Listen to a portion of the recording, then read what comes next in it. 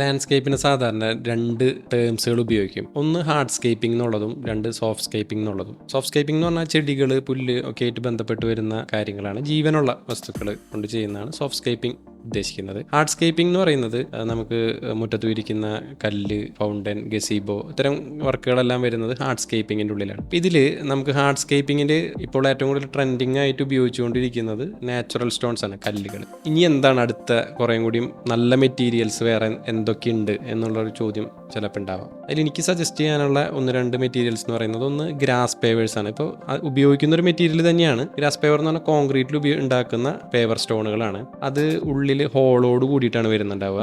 അതിൽ നമുക്ക് പുല്ല് വെക്കാം, അതല്ലെങ്കിൽ ബേബി മെറ്റൽ നിറയ്ക്കാം, മണൽ നിറയ്ക്കാം. ഇതിൻ്റെ ഒരു ഗുണം എന്താണെന്ന് വെച്ചാൽ ഭൂമിയിലേക്ക് വെള്ളം നല്ല രീതിയിൽ ഈ ഗ്രാസ് പേവറിൽ കൂടെ ഇറങ്ങും. പിന്നെ ഇപ്പോൾ നമ്മൾ പുല്ല് വെക്കുന്നതാണെങ്കിൽ അത് നമുക്ക് നനയ്ക്കുമ്പോൾ എപ്പോഴും അതൊരു തണവുണ്ടായിരിക്കും. അത് മാത്രമല്ല, അപ്പോൾ വീട്ടിലേക്ക് വരുന്ന മുറ്റത്ത് നമ്മൾ കല്ല് വിരിച്ച് കഴിഞ്ഞാൽ ആ കല്ലുമെന്ന് ഉണ്ടാവുന്ന ചൂടിൻ്റെ ഒരു റിഫ്ലക്ഷൻ ഉണ്ട്. നമുക്ക് സാധാരണ മണ്ണിൽ നിന്ന് തട്ടി വരുന്ന ഒരു ചൂടിൻ്റെ അളവല്ല ഒരു കല്ലുമെന്ന് തട്ടി വരുന്ന റിഫ്ലക്ഷൻ ഉണ്ടാവുന്നത്, വളരെ കൂടുതലാണ്. അങ്ങനെ നമുക്ക് ചൂട് തോന്നുന്ന ഒരു സ്ഥലങ്ങളിൽ, വീടിൻ്റെ അകത്തേക്ക് ഒരുപാട് ചൂടെടുക്കാൻ സാധ്യതയുണ്ട് എന്ന് തോന്നുന്ന സ്ഥലങ്ങളിൽ ഗ്രാസ് പേവർ ആക്കുകയാണെന്നുണ്ടെങ്കിൽ ചൂടിനെ നല്ലൊരു അളവിൽ കുറയ്ക്കാനായിട്ട് നമുക്ക് പറ്റും. പിന്നെ നമുക്ക് ഡ്രൈവേയിൽ പെബിളിനെ ഉപയോഗിക്കാവുന്നതാണ്. ചെറിയ വെള്ളാരം കല്ലുകളെ നമുക്ക് ഡ്രൈവേയിൽ നല്ല രീതിയിൽ ഉപയോഗിക്കാം. ഇതും വീടിൻ്റെ അകത്തേക്ക് ചൂട് കുറയ്ക്കുന്നതാണ്, ഒരു വ്യത്യസ്തമായിട്ടുള്ളൊരു ഭംഗി വീടിന് തരുന്നതാണ്.